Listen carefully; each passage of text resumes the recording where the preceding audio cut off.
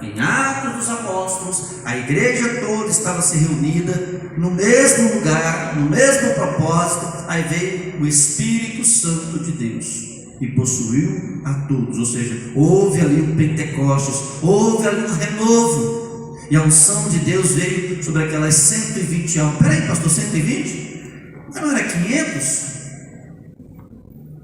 Passaram-se os 40 dias. Jesus está dando as orientações, se despedindo da multidão. 500 pessoas. 500 pessoas que testemunharam Jesus superar a força atmosférica e flutuar. E foi subindo, subindo. Só que na hora de reunir no templo e manter unido, só tinha 120. Cadê os outros 380? Não sei. Não estavam lá. Não foram para aquele culto. E naquele culto o Espírito Santo de Deus veio, e a Bíblia diz que todos foram cheios. Ali os discípulos foram, terminou a obra de capacitação, pronto, terminou a obra de capacitação do ir e fazer os discípulos. E é comum, irmãos, a gente ouvir alguém dizer que temos que fazer o id. É comum, porque Jesus ordenou, porque o id é a tarefa da igreja. Normalmente, quando se interpreta este versículo, a ênfase é colocada sempre no id. É o id, é o ir. O mesmo acontece com a passagem correlata em Marcos, onde geralmente é destacado o id. Ide por todo mundo, Marcos capítulo 16, versículo 15. Ide por todo mundo. É o ide. Eu não vejo problema nenhum nessa interpretação, quero deixar claro para a igreja. Mas nós precisamos às vezes nos perguntar qual é o significado real do id. Id. E para onde? E fazer o quê? Eu vejo que nós estamos querendo ir, muitas vezes sem preparo.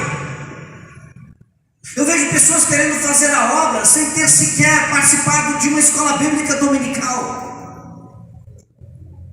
Eu me deparo com pessoas que querem, impor as mãos sobre os outros, sem saber o que está realmente fazendo. Eu vejo líderes que hoje são pessoas consagradas, mas que se autoconsagraram, sem nenhum preparo. Como vejo também pessoas que foram consagradas, sem dar a elas o menor preparo. E aí estas pessoas hoje estão meio que perdidas na obrigação, ou pelo menos acha que é obrigada a ir, mas não sabem para onde ir, não sabem o que fazer quando chegar lá. Se não sabe para onde ir, não vai saber quando chegar. E quando chegar lá, não sabe o que fazer, porque o id não ficou tão claro.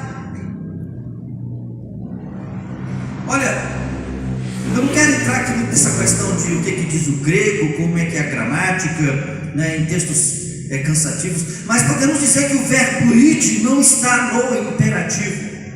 Na verdade, o id está no particípio, qualificando o imperativo da frase. Isso significa que no grego a ordem dada por Jesus Cristo é fazei discípulos, e não id. Para Jesus não é o ir que é o imperativo. Para Jesus não é o ir que é vamos assim dizer, o fundamental de fazer importância. O importante no texto é o fazer discípulos. E é aí onde eu começo a mostrar para vocês talvez a diferença nossa das pessoas comuns. Qualquer pessoa neste mundo, escute isso aqui, é ovelha de Jesus. Como assim, pastor? É porque Jesus não pagou o preço só para mim não, queridos. Só para você não. Eu não sou tão bonitão assim ao ponto de Jesus ter pago o preço dele lá na cruz do Calvário só por mim, não. Jesus pagou o preço por toda uma humanidade. O que esta humanidade está fazendo? Está rejeitando o pastor. Mas elas foram compradas. Elas foram compradas com o sangue de Jesus. Então o que Jesus precisa fazer? Jesus precisa fazer com que os seus discípulos vão atrás destas ovelhas e façam delas discípulos. Ou seja, nós precisamos entender que nós nunca deixaremos de ser ovelhas. Presta atenção nisso. Você nunca vai deixar de ser ovelha de Jesus. Só que você precisa se enxergar como discípulo. Você precisa olhar muito mais a fundo quem é você no projeto de Jesus. Nessa sentença do ID, elas apenas determinam a maneira pela qual a ordem de fazer discípulos é cumprida. Mesmo com esse detalhe, como já disse, nunca vi problema na interpretação popular que coloca o ID, como sendo a ordem de sentença. Afinal, para fazermos discípulos, nós precisamos realmente ir. Mas talvez o ir não seja necessariamente ir para a África. Talvez o ir não seja necessariamente ir para os Estados Unidos. Até porque se alguém chega para mim ou para qualquer um de nós e fala: olha, eu tenho uma proposta para você, a minha junta de missões quer patrocinar o seu trabalho lá em Los Angeles, nos Estados Unidos. Quem é que não quer ir? Você vai ficar num apartamento no centro da cidade? Você vai poder gastar aí, sei lá, $200 por dia? Quem é que não quer? Qualquer um quer.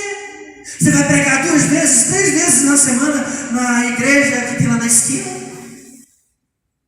Mas aí chega, geralmente as propostas é do tipo: olha, nós estamos precisando de missionários lá na África, no interior da África, lá onde os africanos convivem com medo de leões, lá onde os africanos não conhecem Jesus, lá onde os africanos são atormentados por pesadelos, por espíritos malignos, por bruxos. Quanto é que eu vou ganhar? Nada. Quem é que quer ir?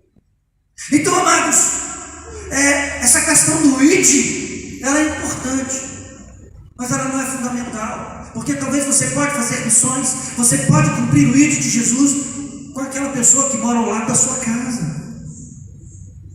Eu fiz um vídeo semana retrasada, era até para ter mostrado domingo na igreja, mas como teve o quê? Já alcançou quase 4.000 visualizações, eu pensei: não precisa não, todo mundo já viu.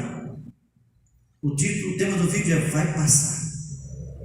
Aí quando foi ontem, Deus me deu um outro texto. Peguei, estou preparando ele, vou fazer outro texto.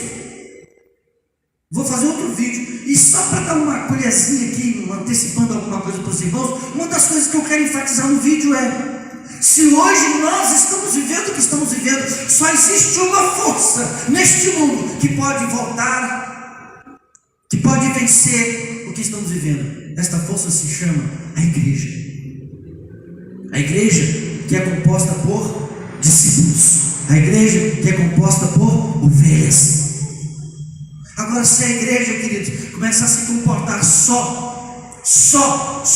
somente como ovelhas, eu vou mostrar para vocês, hoje, se der tempo, que ovelhas não dá conta de mudar a história. Ovelhas não conseguem nem sequer se proteger, quanto mais proteger os outros. Ovelhas não conseguem encarar a guerra. Nós precisamos realmente nos comportar como discípulos do nosso Mestre Jesus. A questão toda, queridos, é que as pessoas estão muito centradas no ir. Elas enfatizam sobretudo o ir. Mas o ponto-chave é indo para onde e fazer o quê? A Bíblia diz que nós devemos fazer discípulos, e o problema não está no entendimento do significado do ID, ou na forma como ele é aplicado. O problema está na falta de compreensão acerca do que realmente é a ordem fazer discípulos. A gente entende esta ordem? A gente compreende esta ordem na sua profundidade? Sabe por que eu estou dizendo isso? Porque até um incrédulo pode ir. Até um incrédulo.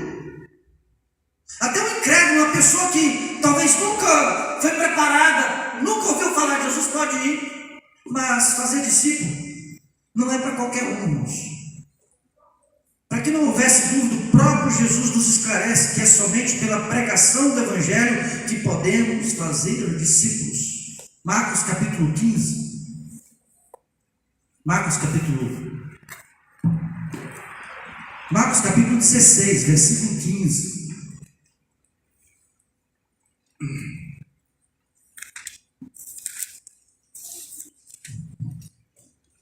Glória a Deus. Alguém achou aí primeiro que eu leio, por favor? Marcos 16, 15. E disse-lhes: vão pelo mundo todo e preguem o evangelho a todas as pessoas. Olha que coisa forte. Mas A versão daquela Bíblia é legal, né? Vão pelo mundo todo. A minha é ide por todo mundo. Acredito que a maioria, né? E pregar o evangelho a toda criatura. Então é através da pregação do evangelho. Aí às vezes nós entendemos então agora que é através da pregação do evangelho. Qual é a primeira coisa que eu que quero ir devo fazer? Na opinião dos irmãos, eu quero ir. O que eu devo fazer primeiro? Orar. Aprender a pregar o evangelho. Eu preciso aprender a pregar o evangelho. E aí a gente às vezes fica... Eu tenho uma revelação, que não é minha, lógico, é do meu professor, pastor Pedro Medina. Ele tem uma revelação sobre o evangelho. Eu vou trazer ela para a igreja, estou preparando direitinho, porque quando eu ouvi dele que o evangelho... O que a gente... Só para vocês terem uma palhinha aqui, o que é o evangelho para nós? O evangelho para nós é que Jesus veio, né? boas novas. Boas novas. O evangelho é que Jesus veio e que nos garante vida, e que devido a este evangelho, hoje nós podemos ter vida eterna. Nós não iremos para o inferno. Se eu disser para vocês que o evangelho não é só isso, qual é, pastor? Essas quartas-feiras promete. Mas depois eu falo sobre isso. Então, nós precisamos, a primeira coisa a fazer é aprender a pregar o evangelho. Só que a gente precisa saber o que é evangelho. Meu amor deu uma dica ali. Evangelho é o quê? Boas novas. Tem gente que não sabia ou não sabe que o evangelho significa boas novas.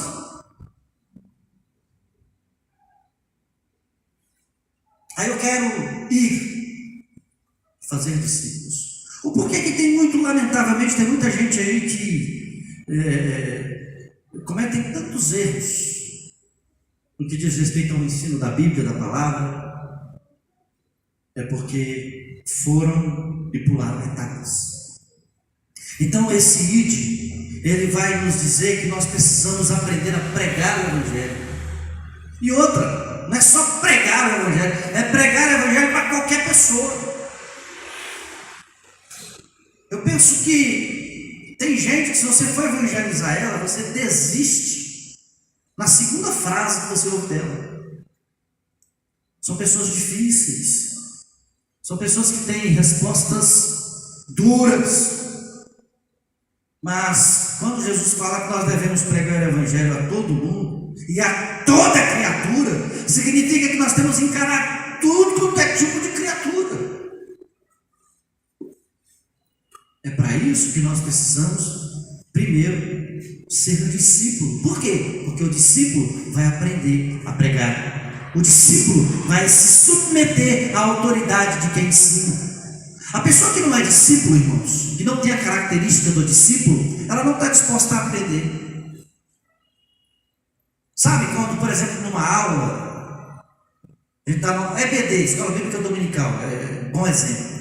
Às vezes nós estamos numa aula da Escola Bíblica Dominical e tem sido tão bom, tão gostoso, mas a gente não vê perguntas. Eu não sei se é porque os discípulos que vêm para a EBD têm vergonha de perguntar, não é? Eu vou perguntar, aí a professora vai descobrir que eu não sabia disso. Ou porque, sei lá, não pergunta, só acrescenta. E geralmente o que acrescenta são coisas que nós já sabemos. É por isso que domingo eu achei muito legal quando houve tantas perguntas. E aí, o discípulo que ensina tem que estar preparado para as respostas. Então o discípulo, ele aprende, mas o discípulo, ele se submete ao mestre para aprender. Já imaginou os discípulos andando com Jesus, ouvindo Jesus 3 anos? Eles questionavam e perguntavam. Foi por isso que eles aprenderam. Por exemplo, vocês sabem por que Jesus falava por parábolas? Quem sabe? Ele respondeu isso para os discípulos dele. Vários acho que sabem. Os discípulos chegaram a questionar, mas parábola. Deixa eu falar para vocês aqui. E outra, Jesus ele sempre dava o significado das parábolas para os seus discípulos. Sempre dava. A multidão ficava, o que quer dizer isso? O que significa isso? E os discípulos, já sabemos que o mestre nos falou. Mas por que o mestre falava? Porque os discípulos perguntavam.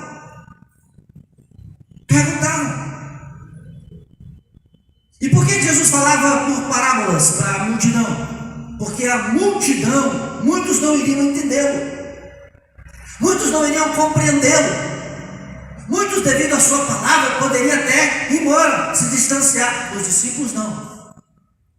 Então os discípulos, olha, vocês vão me ouvir falar claramente. Igual eu estou falando aqui com vocês. Vocês sempre vão me ouvir falar assim, de maneira clara. Já a multidão, eu preciso realmente deixar uma palavra para eles serem reveladas depois, para eles entenderem depois. Então essa é a função do mestre. Ensinar, e a função do discípulo é aprender. Depois que aprende, aí pode ir para onde? Pregar o evangelho. Para quem? Para todas as pessoas, independente se querem ou não ouvir. O maior problema que a igreja hoje enfrenta é que as pessoas que são discípulos não entendem isso. Nós queremos escolher para quem pregar, é ou não é? Eu vou falar de Jesus para fulano, porque fulano é receptivo, é educado. E o ciclano? Também não é ovelha? Jesus também não pagou o preço pela vida dela? É por isso que nós não podemos escolher. Sem o evangelho verdadeiro, queridos, não é possível fazer espectadores para os cultos. É possível fazer público, né? Para as apresentações da igreja. É possível fazer consumidores para o mercado gospel, clientes para as campanhas santas e ativos dos relatórios financeiros do mês. Só não será possível fazer discípulos como Jesus ordenou. Somente a mensagem que expõe a verdade sobre o pecado e aponta para Cristo ressuscitado é que pode gerar discípulos verdadeiros para o reino de Deus. Essa mensagem não é seletiva. Ela não está interessada em quem pode oferecer mais ou menos. Ela não está fundamentada no mérito humano, mas essa mensagem iguala todos os pecadores à condição de inimigo de Deus, a menos que sejam reconciliados com Ele através de Cristo. Daí entendemos a ordem ide e fazer discípulos de todas as nações. O povo comprado por Cristo, ele provém de todos os povos, línguas, raças e nações. Esses discípulos, eles então devem ser batizados como sinal de que foram regenerados, remidos de seus pecados e unidos com Cristo. O batismo significa isso. Eu, quando batizo alguém, eu gosto de primeiro orientar bem esta pessoa. Mostrar para ela, o batismo significa isso. Você passa a ser nova criatura. Você passa a ter as características de Cristo. Você passa a ter o cheiro de Cristo. O batismo significa que você está fazendo um compromisso de morrer para o mundo e andar em novidade de vida. Então eu ensino tudo isso para que a pessoa possa realmente compreender a profundidade do batismo. Não é só ir fazer discípulos, batizando-os em nome do Pai, do Filho e do Espírito Santo. O próprio Jesus falou que o batismo é em nome do Pai, do Filho e do Espírito Santo. E aí a gente vê pessoas, eu já vi pessoas, uma vez eu tive que corrigir um obreiro, na época da missão da graça, quando ele foi fazer o batismo de umas ovelhas dele, de uns discípulos dele, eles começou batizando em nome de Jesus. Eu te batizo em nome de Jesus. Opa, peraí, está errado, filhão. Não é no nome de Jesus não, é em nome do Pai, do Filho e do Espírito Santo. Aí ele veio questionar comigo, eu falei, abre lá em Mateus capítulo 28, verso 19. O próprio Jesus Cristo disse, ide, fazei discípulos e batizem-nos em nome do Pai, do Filho e do Espírito Santo. Aí, é mesmo, né, pastor? Então aí, aquele lá voltou, batizou de novo, e os outros foram todos batizados em nome do Pai, do Filho e do Espírito Santo. Por quê? Porque nós, como discípulos, precisamos aprender e colocar em prática. O problema de muita gente aí é que primeiro não aprende, e quando aprende não coloca em prática. Nós, como discípulos de Jesus, precisamos colocar em prática aquilo que aprendemos. Bom, eu sei que nós precisamos definir a nossa posição hoje. Talvez você não saberia responder agora, se eu perguntar para você qual é a sua posição hoje, dentro do contexto do reino de Deus. Você é ovelha ou você é discípulo? Mas para antecipar a resposta, se considere os dois. Porém, você, quando começar agora a aprender comigo aqui algumas características do discípulo, você vai ver que a responsabilidade é muito maior do que ser simplesmente ovelha. O discípulo é aquele que está envolvido com o projeto daquele que está acima dele. O discípulo não questiona o mestre. O discípulo não fica naquela de, sabe, volta lá e lança a rede. Senhor, sobre a tua palavra eu vou lançar a rede. Quando não é discípulo, confessa que lançar a rede. Sou profissional da pescaria. Eu pesco há mais de 30 anos. Eu passei foi a noite toda pescando. Eu estou aqui morto de cansado, com fome. E esse cara que nunca pescou manda eu lançar a rede de novo ali, porque lá tem pé. Conversa. O pior foi que Jesus nem ofereceu um peixinho antes, né? Como é que é? O pior é que Jesus nem ofereceu um peixinho antes. Cara, a noite toda com fome, Jesus comendo, volta lá. Volta lá. E ele assando peixe. Será que ele era bom? Onde é que ele achou aquele peixe? Pão. Mas um discípulo bom é aquele que obedece. Obedece. Irmãos, eu tenho aprendido algo nestes últimos anos sobre estar debaixo de autoridade. E eu confesso para os irmãos que eu vivi muitos anos aí meio sem estar debaixo de autoridade. Eu, pastor Felício, tive problemas, aqueles que de certa maneira colaboraram para a minha formação.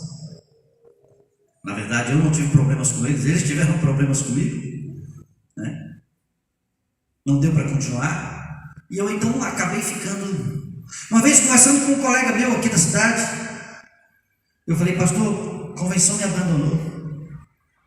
Eu sou pastor presidente de uma igreja, o CNPJ da igreja está responsável no meu CPF. Eu tenho líderes, eu tenho ovelhas, eu tenho ciclos que eu preciso cuidar, mas eu não tenho alguém que eu possa desabafar, conversar. E aí esse pastor começou a conversar: e o pastor fulano de tal, quantos anos que eu não vejo? E ciclano, não convivo. Ele olhou para mim e falou: você está perdido, você está enrolado.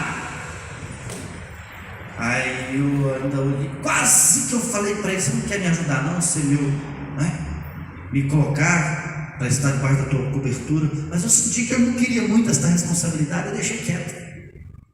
Mas eu vou orar para Deus abrir o teu coração e abrir o coração de alguém. Aí eu pensei comigo: enquanto isso não acontece, eu vou continuar honrando aquele que sempre me honrou como ovelha dele, como discípulo dele, né? E a partir de então, isso tem mais de um ano e pouco para cá apenas, eu comecei a honrar o meu pastor Fernandes, lá em Formosa. Mas honrar mesmo, queridos. Sabe, de chegar lá e ofertar na vida dele, de entregar um presente para ele, de chegar lá: pastor, ora por mim, eu preciso tomar uma decisão, sabe? E Deus abriu as portas para a minha vida de uma maneira tão assustadora, tão tremenda de lá para cá, que eu fico impressionado. Porque agora eu estou debaixo de autoridade, não apenas a divina, porque se você observar bem, não existe nenhum profeta que não tenha um sacerdote. Ah, pastor, qual é? Posso provar, amigo. Vou dar só uma pincelada aqui, que eu acho que eu vou trazer isso aqui também. Não existe nenhum profeta que não tenha um sacerdote. Nenhum. Pastor, mas até Jesus. Terreno. Profeta terreno. Quem foi o profeta de Moisés, o sacerdote de Moisés? Alguém sabe? O sogro dele, Jetro. Ah, pastor, mas Jetro, né? Mas ele era sacerdote?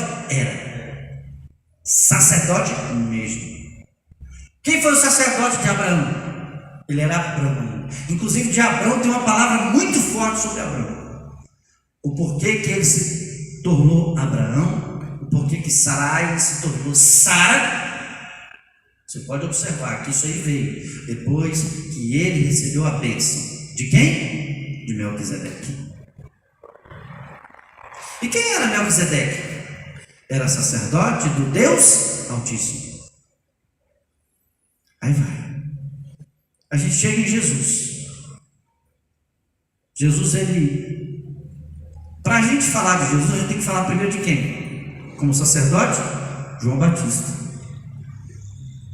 Quem era João Batista? A mãe de João Batista, Isabel, quando ela engravidou de João Batista, nasceu uma promessa de que João Batista, ele seria grande, de que ele iria preparar o caminho para aquele que viria. E quem era Zacarias? Zacarias era sacerdote, pai de João Batista, que prestava serviço no templo. Quando Isabel está para dar à luz, João Batista, por ter duvidado, ele fica o quê? Mudo, não consegue falar. Agora você imaginou um sacerdote mudo? Perdão, Zacarias, obrigado. Zacarias, então, quem foi? Foi Lília? Obrigado, Lília. Quem foi que falou? Ah, também lá em cima.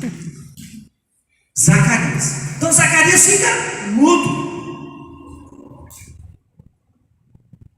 E aí, ninguém sabia como ia ser o nome do menino, aquela história toda. Zacarias entra no Santo dos Santos para fazer o trabalho. E naquela época já tinha aquele costume de amarrar uma corda na cintura ou no pé do sumo sacerdote, para que ele entrando lá dentro, se ele entrasse de forma ilícita, com pecado, ele iria morrer lá dentro. E ninguém poderia entrar lá para tirar o corpo. Só que Zacarias demorava. Por que Zacarias estava demorando para o serviço? Ele estava mudo. E a mulher dele quase que dando a luz. Até que lá dentro ele recebe a visão: olha, o nome do seu filho vai ser João, é ele que vai preparar o caminho, e etc, e tal. Cutuca quando acorda, e ele dá o sinal, estou vivo. Até que por fim ele sai, e ele fala para todo mundo: o nome do menino vai ser João. Passaram-se muitos anos e todo mundo naquela expectativa: o que esse cara vai ser? Quem vai ser esse adolescente? Quem vai ser esse jovem? Havia uma expectativa em João, por quê? Porque havia uma promessa sobre ele, de que ele seria aquele que prepararia o caminho para aquele que mudaria a história da humanidade. Zacarias sacerdote, na linhagem sacerdotal, quem assume? João Batista. João Batista, muita gente fala, né? Eu mesmo preguei muito que João Batista foi formado nos desertos, que comia gafanhoto, que papapá. Não, ele comia gafanhoto, mas ele não foi formado lá. Ele vem de uma linhagem sacerdotal. Ele era sacerdote. Aí quando acontece tudo aquilo, Jesus também estava grávido, Maria estava grávida de Jesus na mesma época. Essa foi forte, né? Maria estava grávida de Jesus na mesma época. E teve até um fato lá de que quando Maria foi visitar Isabel, a criança se contorceu toda, né? De tamanha era a presença de Deus. Aí João nasce. João Batista começa a se destacar como pregador do Evangelho. João Batista completa 30 anos, e quando João Batista completa 30 anos, aí ele começa: voz do que clama no deserto. Olha, arrependei-vos porque é chegado o reino. Arrependei-vos porque o reino de Cristo está para ser implantado na terra. Ninguém conhecia Jesus ainda. Jesus estava para completar 30 anos. Jesus era 6 meses mais novo do que João Batista. E lá, nenhum judeu começava seu ministério antes dos 30 anos. Tinha que completar 30 anos para começar. E João Batista é esse que avise e tal, é aquele discurso pesado de João Batista, né? Chamando todo mundo de cobra, de jararaca, de arrependei-vos e credes no Evangelho. João Batista anuncia. Quando é num belo dia, João Batista está batizando no Jordão e Jesus chega para ser batizado. Jesus mais na frente é identificado por uma mulher que estava no tanque tirando água no poço, e ela mesmo fala para ele que ele é o quê? Profeta. Senhor, vejo que tu és profeta. Então Jesus é profeta. Só que Jesus nesse tempo já tinha passado pelo sacerdote, que é João Batista. Jesus é considerado profeta, mas ele é considerado sacerdote, que entrou uma vez por todas no Santíssimo Lugar. Mas antes de ser sacerdote, ele precisa ser identificado como profeta. E quem vai abençoá-lo para ele ser sacerdote é um outro sacerdote. E João Batista está batizando lá nas águas do Jordão. E daqui a pouco João Batista tem aquela visão. Ele vê Jesus se aproximando. E Jesus chega e Jesus fala para ele: me batiza. E João fala para ele: mas eu que tenho que ir até você, para você me batizar, e você vem a mim. Aí ele diz para Jesus diz para João: tem que ser desse jeito, importa que seja assim, faça por enquanto. E naquele instante João batiza Jesus. Quando Jesus está sendo batizado por João, o que está acontecendo? Jesus está se submetendo à autoridade de João. O próprio Jesus, irmãos, diz que dos nascidos de mulher, veja bem, de mulher, nenhum há maior do que João Batista. Jesus é batizado, e assim que ele é batizado, o Espírito Santo de Deus vem sobre ele na forma de corpórea de uma pomba, e ouve-se uma voz: eis o meu filho amado, em quem eu tenho prazer. Ali começa o ministério de Jesus, separado de João, porque o ministério de João era fortíssimo também, não tinha como ter dois ministérios. Tanto é que os discípulos de Jesus estão pregando de um jeito, e os discípulos de João estão pregando de outro. Jesus não interferiu no ministério de João Batista, e nem João Batista no ministério de Jesus. Chegou até aquela divergência lá, né? Por que os teus discípulos jejuam e os nossos não? João Batista chegou a mandar uns discípulos dele